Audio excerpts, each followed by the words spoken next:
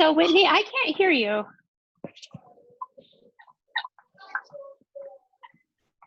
We can't hear you, Whitney.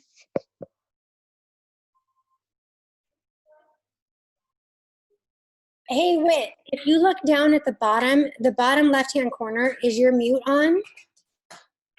She can't hear you. You can't hear us either? Let me try to call, I'm gonna try to call her on her cell phone. Good idea. Somebody write it on a piece of paper and she can read it. I'm gonna call her.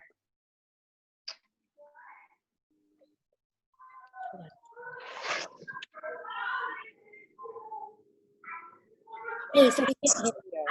Yeah, so yeah, nobody can hear you. So we've been talking, you must not be able to hear us either. So if you look at the very bottom of your, like in the very bottom left-hand corner, is your mute button on? Or right by your name? No, it's unmuted though. Wait, I think we can hear you. Hold on. Can you hear me now? Talk with. Yes, we can hear you. Oh gosh, I'm sorry guys. I'm such a noob. We haven't been able to hear anything you said, but okay. Okay, good? Good. Yes, we can Okay. hear you. Sorry everyone. Thank you for being so patient. I am a noob when it comes to this stuff, so I apologize. Okay, so I'm going to start over. Welcome. I'm so excited to have all of you here to discuss homeschooling. I have received love and support as I've tried to reach out and to the community and just give some resources and encouragement and support. Whether you're a veteran homeschooler or a brand new homeschooler, or your child is still in public, private, or charter school, you know you're going to be doing some type of homeschooling right now, whether it's full-time or part-time. And I feel like everyone can benefit from this information. So today I'm going to give a quick introduction to myself and kind of how I got started on my homeschooling journey. And then I'm going to discuss 5 topics. And those topics are homeschooling laws and procedures. I live in Nevada, so I'm going to be speaking to Nevada law. If you live out of state, just bear with me while I run through those really quick. And I encourage you, if you're out of state, to look up your laws and procedures in your state, so that way you're in compliance with what you need to do. After I do that, we're going to talk about figuring out your child's learning style, then curriculum and resources, schedule and organization, and finally, socialization, co-ops, and community. And this is just an overarching thing. This is like Homeschool 101. We're not going to dive super deep into things. I just want to give everyone a really good launching pad and give people, you know, power and to help you feel comfortable getting your homeschool school year started. And don't panic.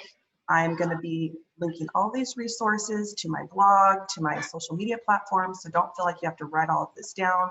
Just enjoy it, listen. If you have questions, let me know. I'll get some more people here. And on the chat screen, I put my Instagram, my blog, and my email. So someone text me if you're not seeing that. But that's the best way to look to see the resources. I'm going to post everything there. And I'll do that after this later tonight. Wait, really? Okay, so first of all, my introduction. My name is Whitney Larkin. Thank you for taking a few minutes of your time to join me tonight. I was born and raised in Las Vegas. I'm married to Eric Larkin and we have 4 kids. We actually just celebrated our 14th wedding anniversary, July 1st. So we have a son, Connor, who is 12. Will be going into 7th grade.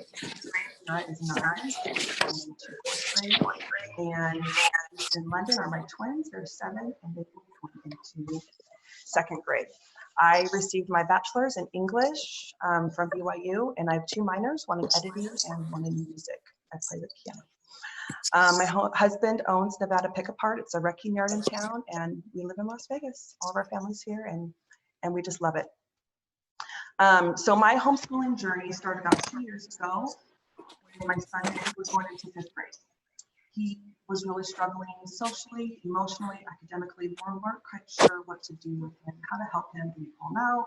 Do we do private school? Do we do tutors? Does he just suck it up? Like what do we do to help him? And so just we're a very religious family. We're praying, we're talking, researching. And then one day my husband comes in and he says, what about homeschooling? What about homeschooling? and he said, for Connor, why don't you think about homeschooling Connor? And I was not a fan of the idea at first. All my kids had just gone into school. It was my 1 year. This is my time. I earned this time.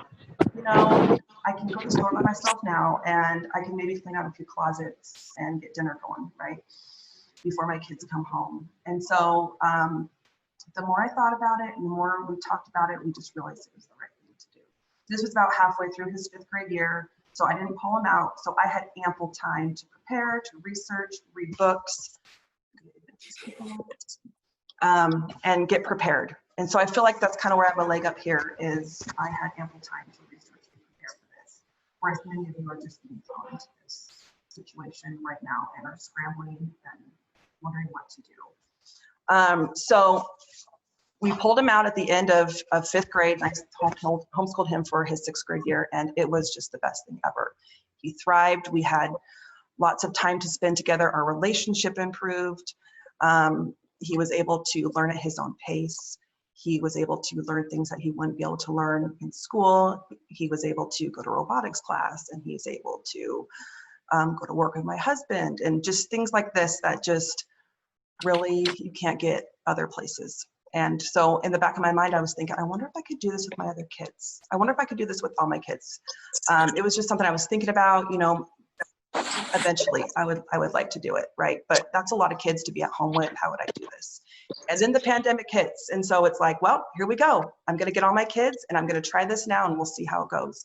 And so I was able to pull from all of my resources that I had done with him and use it with my other kids, and it worked out really well. Not that it was perfect, not that there's not issues or fighting or whatever, but I just felt like I was able to be prepared and control the situation so much better since I had these resources, and I was prepared. So like many of you, they were on Zoom calls. They're still doing their CCSD stuff, their school district stuff. And then I was just supplementing and kind of doing my own thing. And then I just knew at the very end of the school year, I was going to pull them out and do my own thing. So that's a little bit about my story. So the first thing that I'm going to talk about are the homeschooling laws and procedures in Nevada. So Nevada is actually really lax when it comes to homeschooling. All you have to do is, if your child is in school, you just have to go to their school and formally withdraw them. Call or email them, and they'll tell you what they want you to do. Usually it's just a little formality, just, hey, I want to pull them out. And they say, great, okay. They may want you to sign a paper. They may just say, okay, we'll just unenroll them. So once you do that, you have 10 days to submit 2 things. For each child, you must submit what's called a notice of intent. And I'll send a link to that. It's just a form that you fill out. And then for each child, you need to submit an education plan. And I also have a link to a sample of that I'll send out as well. And so the state just wants to know that you are educating your child. Okay, so they want you to know, what am I going to do for English? What am I going to do for math, science, and social studies? And you just need to list out the curriculum that you're going to use, or the resources that you're going to use to teach your child. And then that's it. You don't have to do anything else until and even if they graduate, you don't even have to do anything else. So it's super chill, no in-home visits, no testing, no nothing. Unless you move, then you need to tell them that you've moved, or if you want to re-enroll your child back into school, that's very easy. All you got to do is go to the school that you want to re-enroll them in, and they'll want you to provide, shot records and birth certificates, things like that. But you don't need to do anything else. They will take care of everything to re-enroll. And then you can pull them out again if you wanted to. And if you do that, then you have to go through this process again. Say your child is 5 or 6 years old and you haven't put them in school yet. You don't need to submit anything until they are 7 years old. You can if you want to, but you don't have to formally do anything with a notice intent or an education plan until they're 7. And I will also link where you need to send your education plan and your notice of intent. You mail it in. You used to be able to hand it in, but because of COVID, they don't let you hand it in anymore. So you got to send it in. And I suggest sending it in through certified mail, so that way you know for a fact that they got it. With all the people pulling their kids out, it's just going to give you peace of mind that they received your letter. And then a few weeks later, you're going to get a letter back from your school district saying that they recognize that you're homeschooling your kids, and that's it. So just keep that letter for your records, and you can start your school year whenever you want. Once all of this stuff calms down, and say you pull all of your kids out and you're like, you know what, I love homeschooling, but I really want them to participate in sports or music or whatever through your school, you totally can. I'm going to send a link to the paper that you have to fill out. You just have to fill out, it's called to participate in, let's see, it's just homeschooled child to participate in program form and programs and activities form. And so you just fill that out and take that into your school, and they can do swim, they can do dance, they can do music, whatever classes you want. Also, if your child has an IEP and they need speech services, or they have autism, or any type of services, you can receive those as well as a homeschooled child. So don't feel like you have to keep your kid in the school district if you need those services. So that's just brief about Nevada homeschooling laws and procedures, and I'll send a link to that and all that, so that way you can reference that. Next, I'm going to talk about the different ways your child learns, and I feel like this is really important. So there's 4 different ways that we learn, main ways that we learn, and some people learn by a combination of ways. Some learn, one more than others. Some, is all 4. But when I first started homeschooling my kids, and just in general, I was able to break down exactly how they learned, and it just made everything go so much smoother, and it just helped me not be so frustrated, and it helped me to know how to best help them and teach them if they weren't understanding a concept. So the first one is auditory. So you learn by hearing. My son is like this. He wants to be read to. He likes soft music playing in the background. He likes to read out loud. He repeats a lot of what I say. So if I say, you need to do this, then he'll repeat it back to me. So that way he's hearing it. So I don't get frustrated when he's repeating me, because then I know, okay, that's him processing and understanding what he's saying and what I'm asking him to do. The next is visual. My girls are super visual learners. They want it written on the board. They want diagrams. They need pictures. They need to watch little video clips. They need to be looking at me and me holding up different things for them to really see what's going on. My daughter last year was trying to learn how to tell time, and she was getting so frustrated. So I was getting frustrated, like, why don't you get this, right? So I went and I got out this little clock that we have where you can see all the numbers and move the little hands around, and she got it immediately because she was able to see it. Same with math, the manipulatives, little erasers or little dimes, whatever you have, so that way they can count it out. Things like that can really help your visual learners. And then there's kinesthetic learners, kids who have to move around. My youngest son is so active, and he has to go from room to room to room, and he's like standing up and he's moving his arms all around, and sometimes I'm like, just sit down. But that is what he has to do in order to keep his brain going and moving, and they need lots of breaks.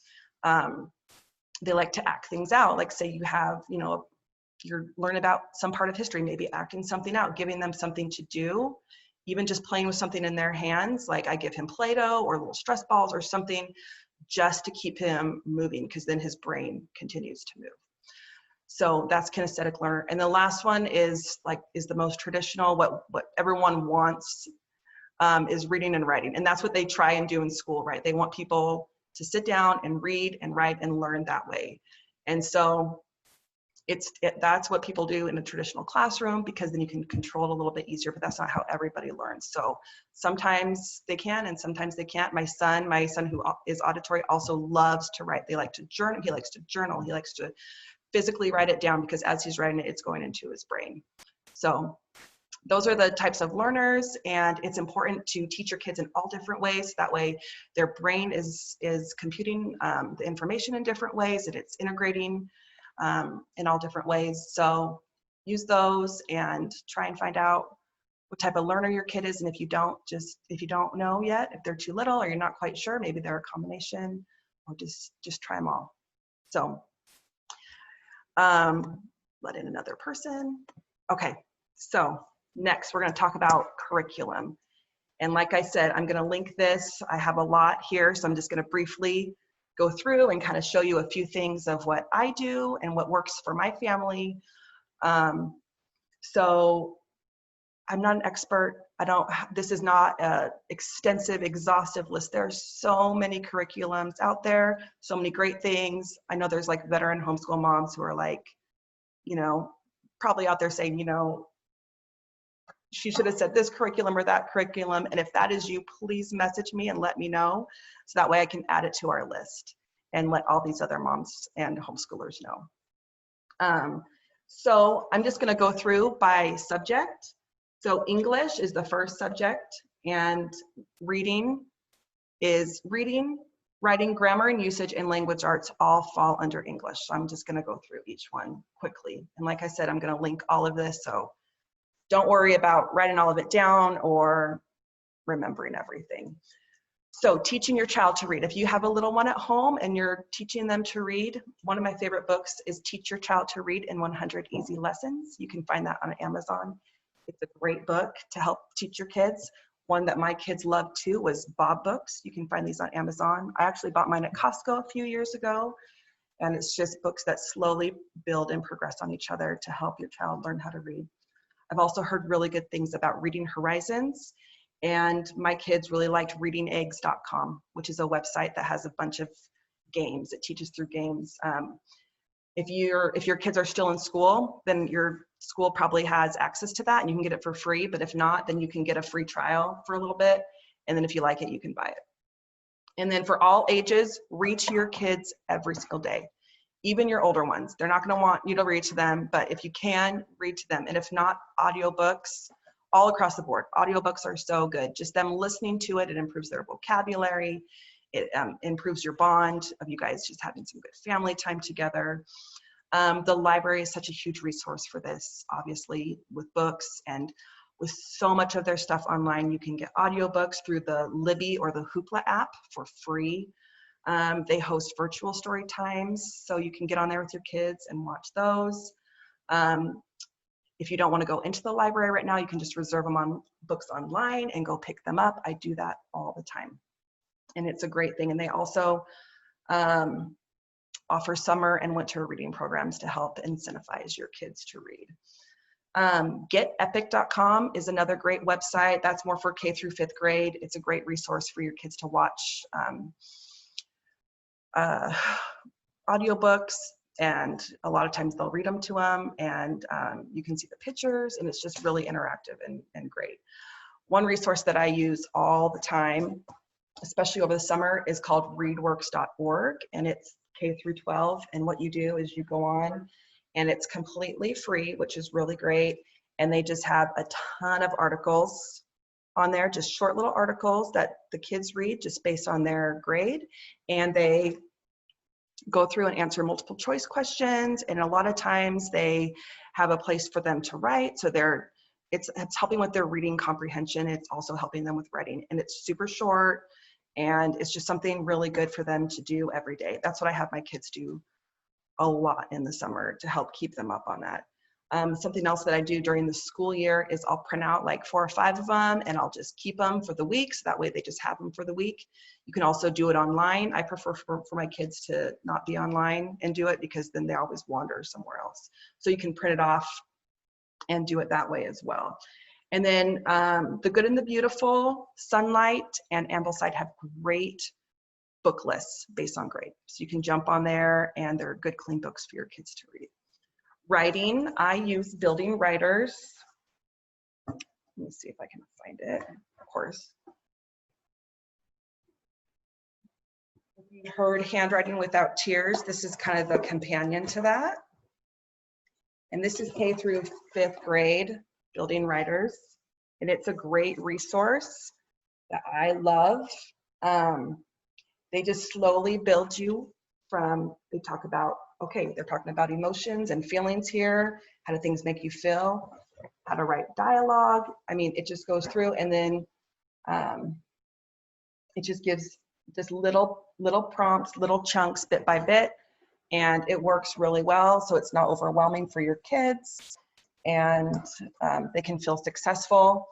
Another program that I've used in the past is Spectrum Writing. You can find that on Amazon. It's nothing crazy or super special, just getting them in writing every single day. Another resource is Essentials in Writing. It's a DVD course. It's a little bit more expensive, a little bit more thorough, and it's a DVD course with worksheets that's really going to help your kids with their writing. And another thing that I do, just like over the summer or even just during the school year, is I just find writing prompts online, or I just think of writing prompts and just have them jot a few sentences down every single day in a journal, or if your kids are older, have them write them in a Word document. My son loves to type, and so it's a great way for him to feel like he's not writing like a journal, he's typing. Grammar and usage. Fix It Grammar is a great resource. It's a workbook, the English Grammar Workbook for grades 6, 7, and 8.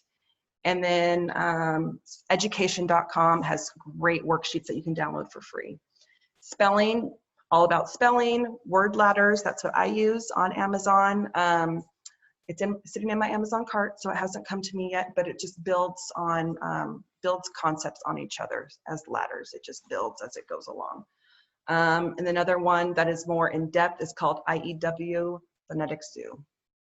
And then something else that I did with my son last year that worked really well was I just found grade appropriate spelling lists online for free, and I just had them write out the words every day, or like what we just talked about with all the different types of learners. Maybe your kids need magnetic letters to do it. Maybe they need bananagrams, which is a game that has a bunch of letters in it, and they can spell out their letters using bananagrams. Maybe you need flashcards, or they can write them out with Play-Doh, or type them in a word processor. Just anything like that, just to get them being creative and having fun with it will really help. Language arts. So I use what's called The Good and the Beautiful. This is my daughter's book that I'm going to be using this year, level 3.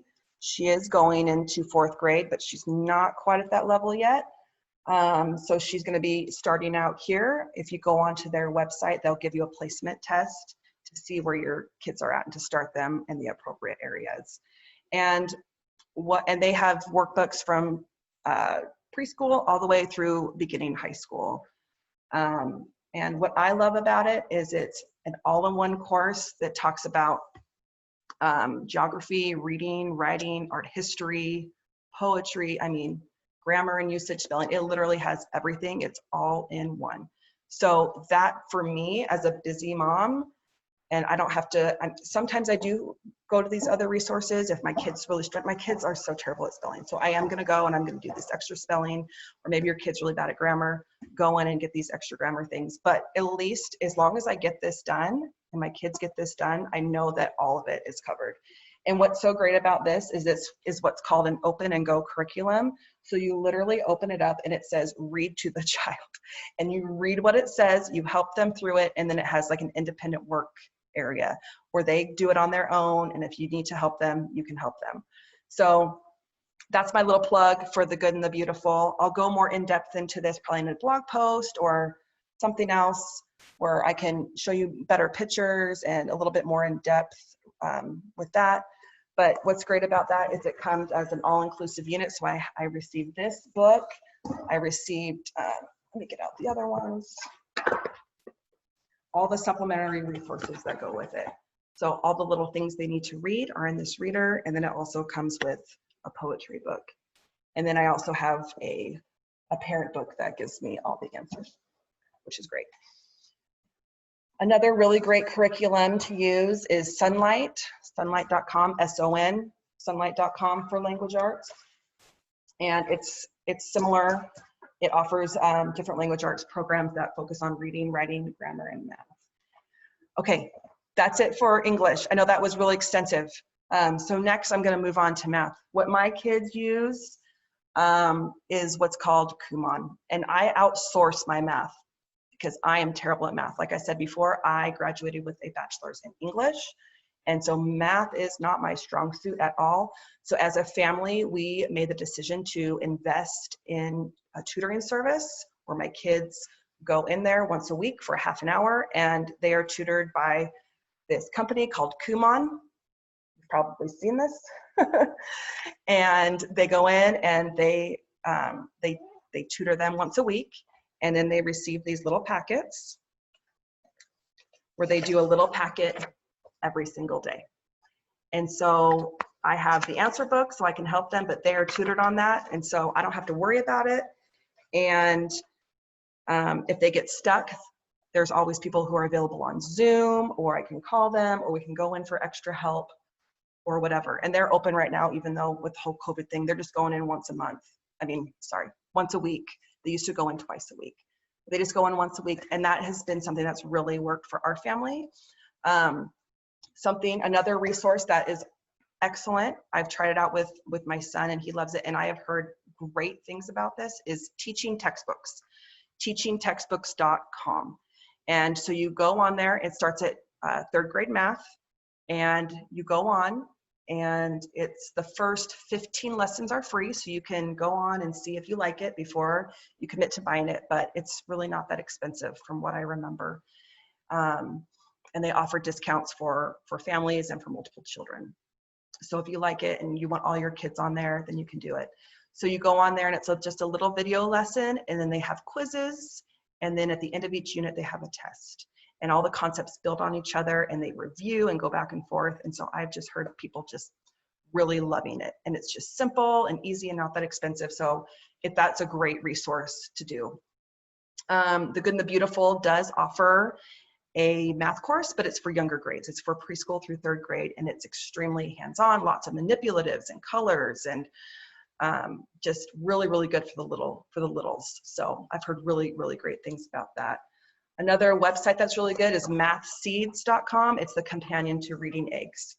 So I'm sure that you could get a subscription for both for, a low price or whatever. And it's the same if you are in public school still, then a lot of times the public schools have subscriptions to those that you can get on for free if you're sticking with your school.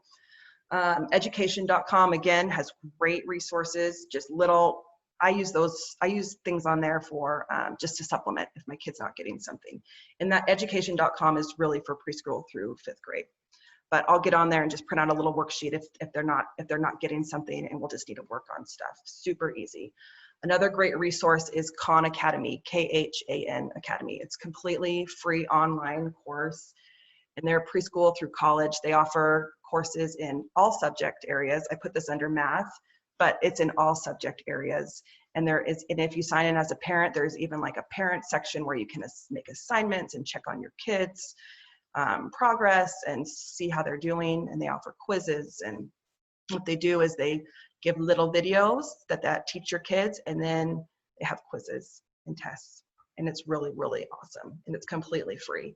So that's a really, really great resource all across the board, not just for math. Social studies, The Good and the Beautiful offers a history course, History 1 through 4. I did that last year with my son. It was not my favorite. Some people love it, but I didn't love it. So I didn't bring a sample of that, but they have it and it's there.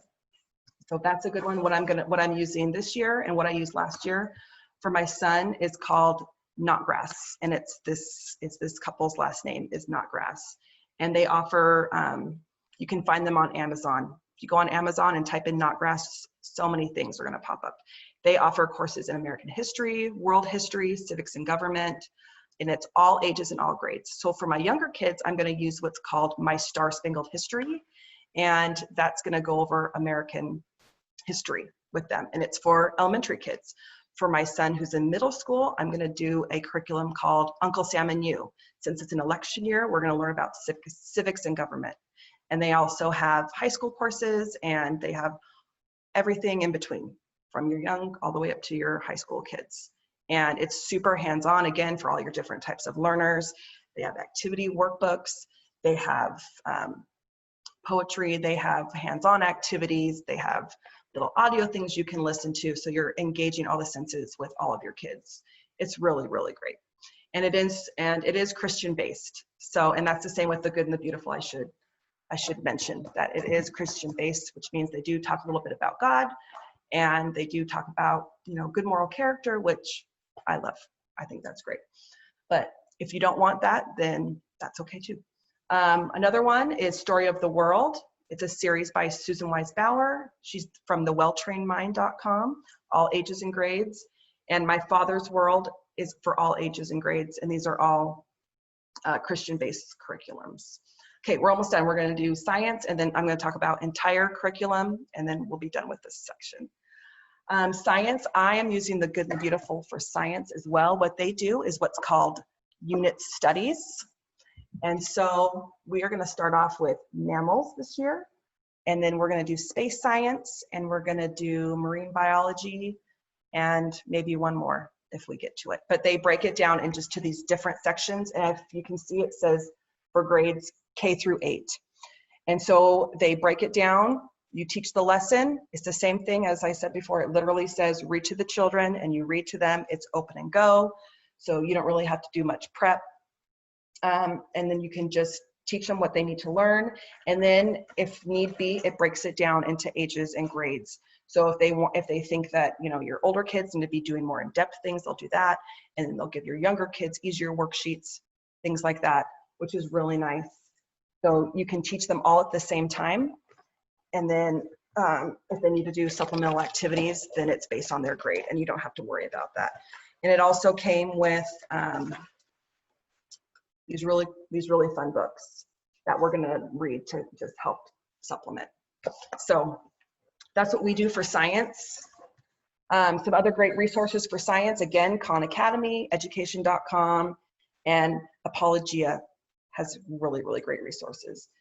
Entire curriculum resources. So if you don't want to break everything down, I've broken a few things down. I've been able to pick and choose kind of what works for me. I've gone through lots of different curriculums and like picked and chosen what's worked for me. But if you want to do an entire curriculum from one source, it makes it really easy, and you can totally do that. And so I'm just going to list out some of these. Abeka, Apologia, Sunlight, The Good and the Beautiful. Khan Academy is online and free, like I've mentioned. Connections Academy is online and free. K-12, also known as Nevada's Connections Academy, online and free. In Nevada, you have Odyssey Charter Public School, or just charter school. That's all online and free. I have lots of friends who do Odyssey and who absolutely love it. So it's still through the school district, but you're just doing it at home. I know they used to go in once a week, and I think they're doing full-time Zoom now, just during the pandemic. So that's a really great resource, and a lot of people have really, really enjoyed that. BYU Independent Study offers full courses for grades 7 to 8, and they offer a high school program, which is really cool too, if you're into that. And then also, if you have older kids, check your local community college, because a lot of them offer dual enrollment for high school students to earn credit. So that's another great thing. And then I have just listed, I'm just gonna list these on my website or my blog and on my social media. I have a great list of websites, book resources, books that have really helped me, and podcasts that I love. So I'm gonna link all of those. I'm not gonna go through those right now in the interest of time. Okay, so next we're gonna talk about daily routines and organization. So I suggest that you establish a routine, not a strict schedule. A strict schedule you don't want to be tied to that, in my opinion. Maybe that works for some of you, but for me, I try to do that. And when the clock was ruling my life, it literally like gave me so much anxiety, because what if we finished fast, or what if we needed more time? Then it was like, ooh, then my whole schedule, my whole day was thrown off, and what do I do? So we have more of an approximate time that we do things, and more of a rhythm of how we do things. And so you have a routine that provides enough structure for comfort and predictability, but it's flexible enough to allow for life, for changes and things that happen, because you're gonna have dentist appointments, and you're gonna wanna go swim, you know, at a friend's house when they call, or you're gonna wanna, who knows, the repairman's gonna show up an hour earlier or an hour later than you anticipated. And so things just happen. So it's good to just have a really good rhythm, and then you can change it if you need there. It's there to serve you. So a sample routine, like what I do, so this works for my family. We like to start early. I know a lot of people have teenagers, or they don't want to start early. You can start after lunch, or you can start whenever you want, approximate time, or you can start at different times every day. It doesn't matter. But for us, we're up and going at 6:45. My husband leaves early, and it's really important for us to gather together as a family before he leaves. We have scripture study and prayer as a family. I really feel like it's important to get into the Bible or other type of scripture. Prayer, meditate, express gratitude, do something to kind of ground yourself and to get yourself to the right mind frame for the day. So even if you're not religious, even just expressing gratitude or just taking a few moments just to find your center will really help. It's helped my family a lot just to get our day going right. My church provides a curriculum called Come Follow Me, and so that's what we follow every day. So after that, our kids get dressed and they have to make their beds and clean their rooms before they can come downstairs and get dressed. So that's about 7 o'clock they're doing that. So these times are all like approximate. And then they come downstairs and they complete their morning checklist. So each of my kids has a morning checklist. Okay, so I'm gonna show you Sierra's. This is just a dry erase folder. See, I can just stick everything in there, and this is her schedule. And I have a dry erase marker in here, so she can go through and mark everything off. So I don't have to micromanage everything she does. I've already micromanaged it here. She can just go on and she knows exactly what she needs to do, and I can go through and check and make sure that she's actually done what she's marked off. So my kids, they come downstairs, they eat breakfast, they put all their stuff away, and then they have their morning chores. They have one chore that they do every single day, no matter what. And then down here, we have our daily chore rotation where they do different chores every single day. Because when you're at home with your kids all day, you can't be cleaning your house by yourself.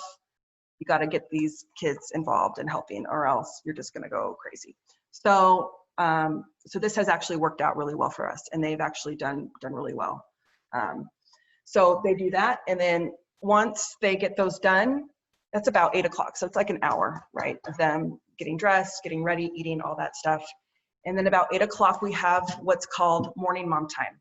And if you ask my kids what their favorite part of homeschool is, they're gonna say morning mom time, because that's when we gather together and we start our day off with a prayer. We usually do a song, Pledge of Allegiance. I give a little spiritual thought just to, again, just kind of keep the spirit with us, keep that good feeling going. We do scripture memorization to help on memorization skills, and also to just reinforce good habits and good morals into our kids. And then I always read aloud one chapter from a book to them. And while they're doing that, I let them play with Play-Doh or color or do some type of like quiet activity. Again, just them just kind of moving their hands, doing something instead of just sitting there rigid, listening to me listen. It just doesn't, listen to me read. It just doesn't work. So I read a chapter out loud to them. So that way, no matter what, at least I know, like, I read to them for even just a few minutes. And then after that, it's school time. So from 9 to noon-ish, just right around there, is our school day. And I have broken up our school day into blocks.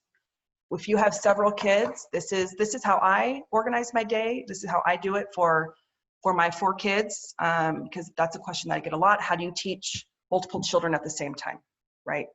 And it's going to be the same if your kids are still in school and they're doing school at home, because they're going to be on Zoom and they're going to be doing different things.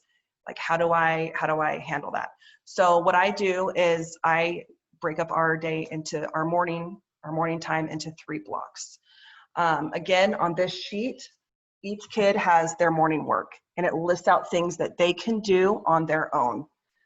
So for example, this is Sierra's. So every day on her own, she doesn't need me to do any of this independently. She has spelling word practice, flashcards, typing practice, piano practice, independent reading, listen to an audiobook, journal, and she does her Kumon packet.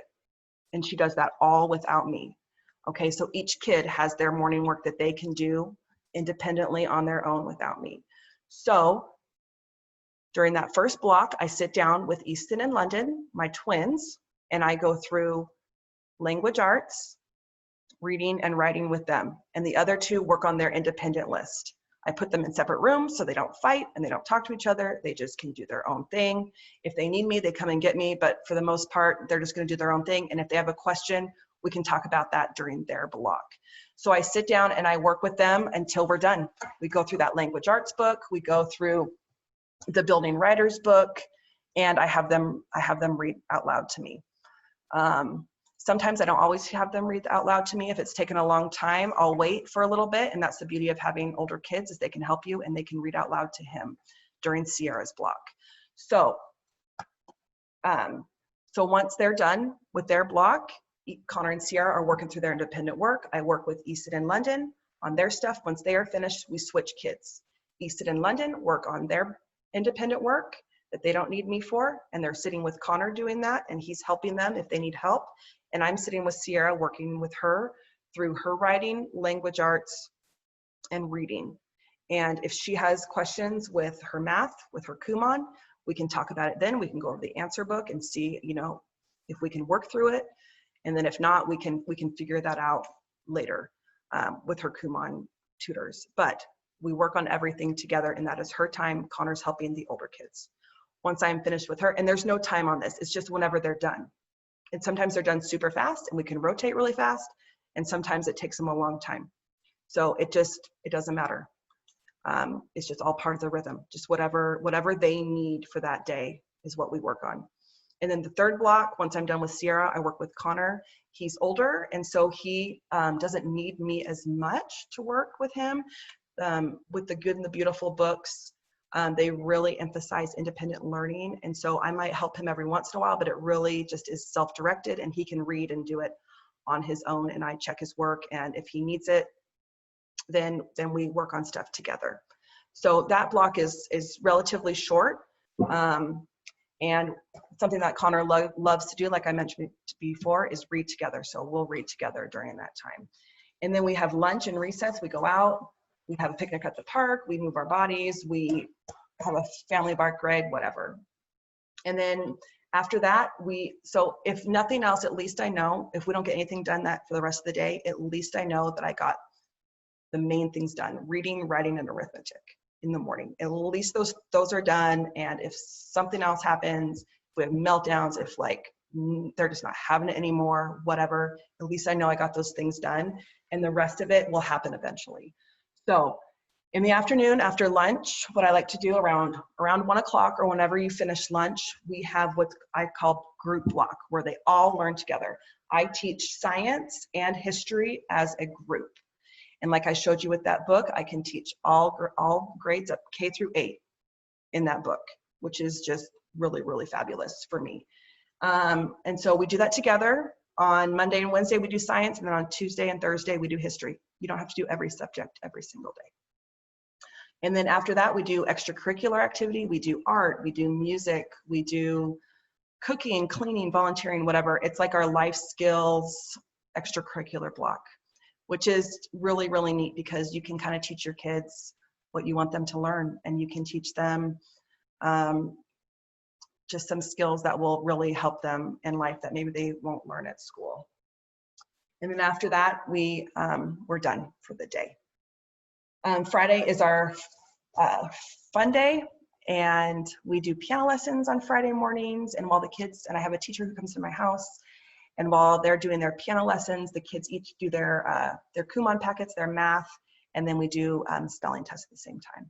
So then once that's done, we go on field trips, we go to the park, we visit grandma, we do Fun Friday. And so make your schedule, so that's what we do. So make your schedule work for you. If you're doing distance learning, like what I was doing earlier in the school year, I just made sure to do morning mom time every day. And I made sure that they got in, that good dose of scripture and of me reading to them. And so if nothing else, at least they got that. And then I added in those supplemental resources.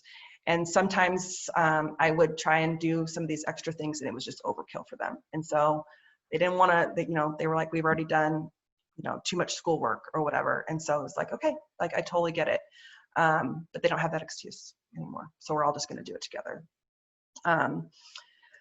So some different types of yearly schedules. I follow our school district schedule just because then my kids can have days off, like the other kids do. They can play with their friends, during spring break or Martin Luther King Day or whatever. I do a 4-day school week, kind of like what I just talked about. I know that's super popular with homeschoolers. Some do a Sabbath schedule where they do 6 weeks on and 1 week off. That seems to be a really good amount of time. And then on that 7th week, they go on vacation or take a break or whatever they need to do. And then some people just school year round with breaks and go on vacation during those breaks, or they might take a month off here and there, just whatever they need. Okay, so how do I organize my stuff? I already showed you how I organize my kids' checklists with these little dry erase pockets. I've seen these everywhere. I've seen them at Michael's. I've seen them in the dollar spot at Target. You can order them online from Amazon. Super, super simple. The way I organize each of my kids' stuff is with these clear file folders. They have a little clip right here. Let me clip it and then I'll show you. So you can just clip it, and then she has all her stuff in here that she needs to work with me. So I keep her language arts, her reading books, her writing book, everything that she works on with me, I keep in that folder. So that way all she has to do is pick up her little folder and bring it to me, and we have everything that we need in there. And each kid has their own little cubby in our kitchen that they keep all their stuff in. That's their spot.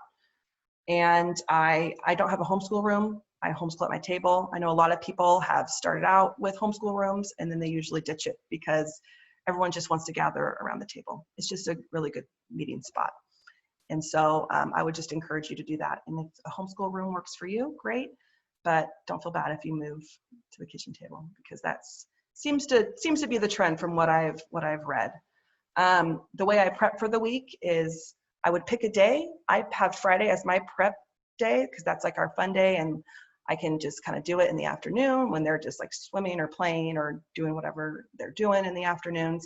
I meal plan and I prep. So I order all my groceries online that day, and then I pick them up on Saturday.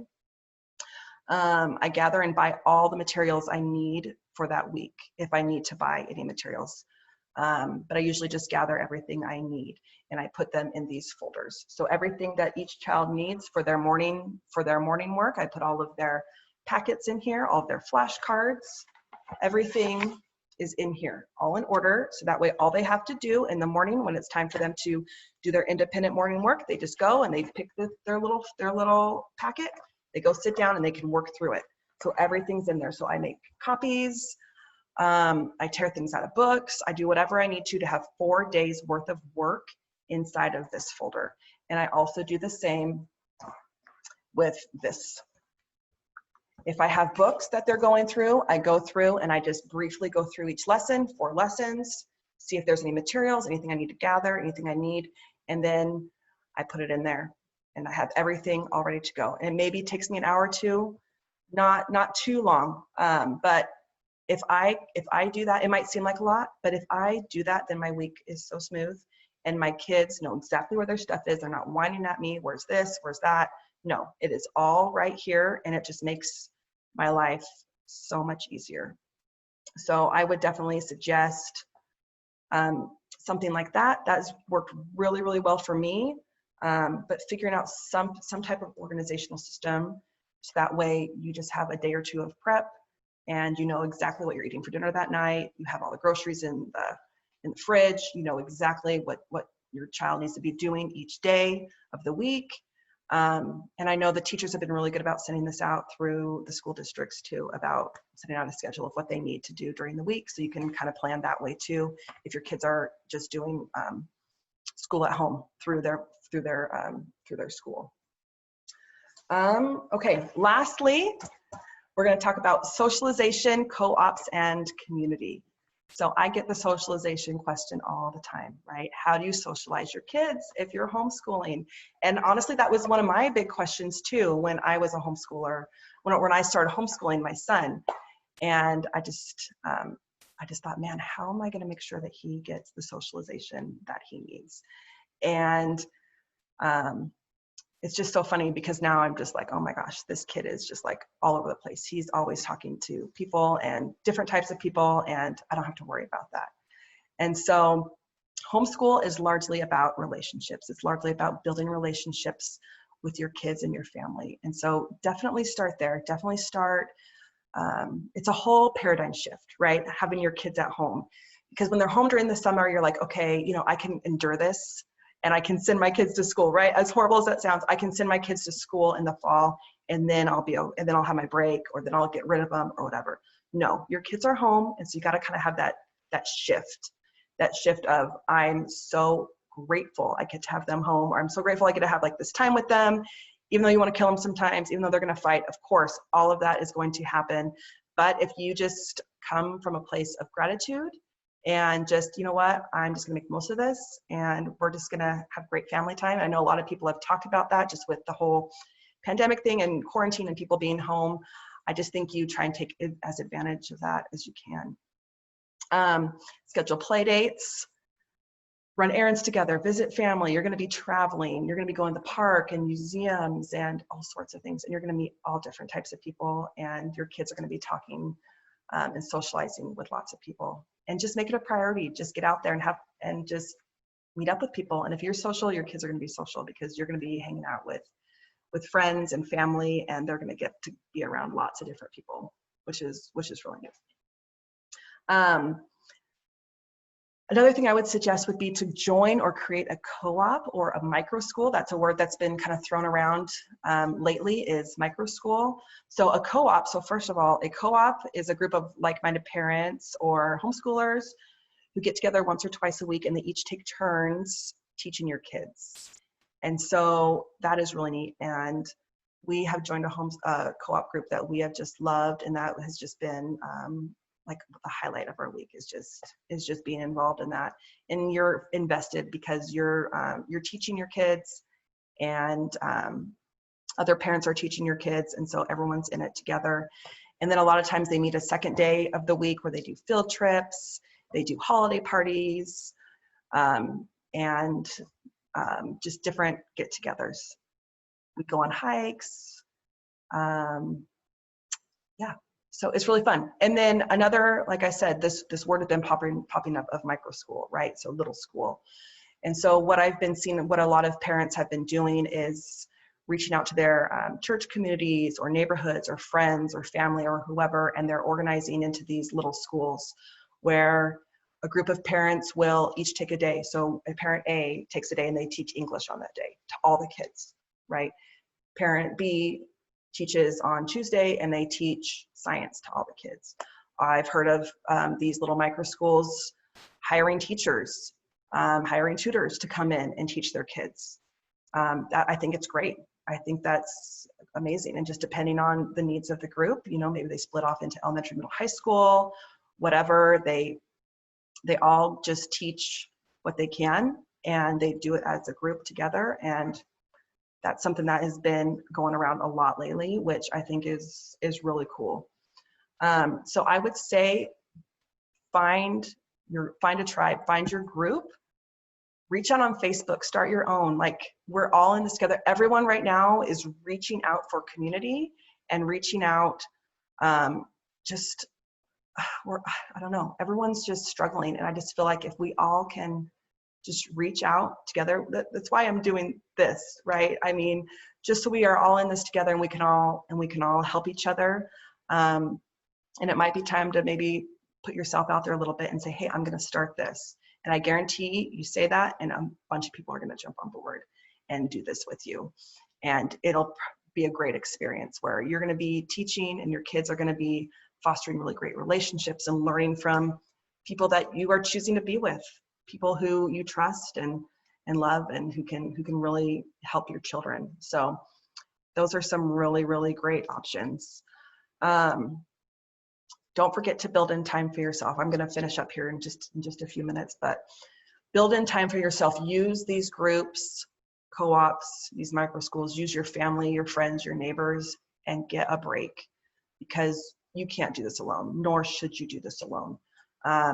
In my family, every Thursday night is dad night, and I can count on that every Thursday night. My husband takes my kids, And he goes with his dad and my brother-in-law, and every Thursday night they take the kids for a couple hours. They feed them, they take them, do ice cream, they do an activity, whatever, but I don't have to deal with them for a couple hours. And it gives me a break, and I can count on that.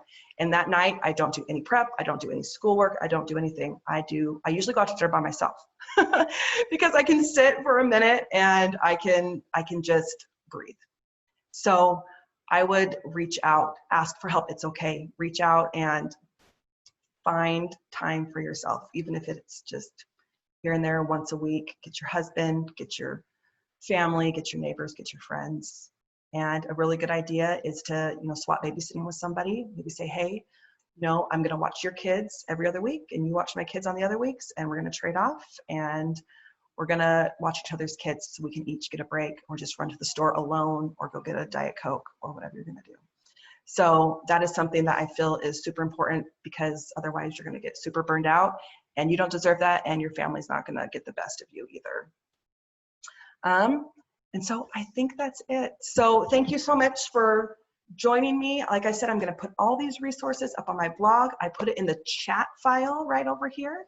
So that way you can see these resources on my blog, on Instagram, and also I put my email up on there. So if you have questions, please email me. If you have additional resources or things that I may have missed that you think that I can throw up on the blog, please email me and let me know. I'm in this with you guys. We're all in this together. And I just appreciate all the love and support that I've received. So check out my blog periodically. I just barely set it up, so don't judge it too harshly. My sister helped me, so shout out Kelsey. Thank you for helping me with that. So I'm going to get blog posts up and going. I'm going to dive really a lot deeper into a lot of these different subjects. If you have questions about certain subjects or things, let me know. Anything, because like I said, we are literally just skimming the surface here. This is Homeschool 101. I just wanted to give you guys knowledge, because knowledge is power, and that is going to help you just get you going on your homeschool journey, or whatever your school journey looks like for this upcoming year. So thank you, and we will be in contact. Bye. Thank you.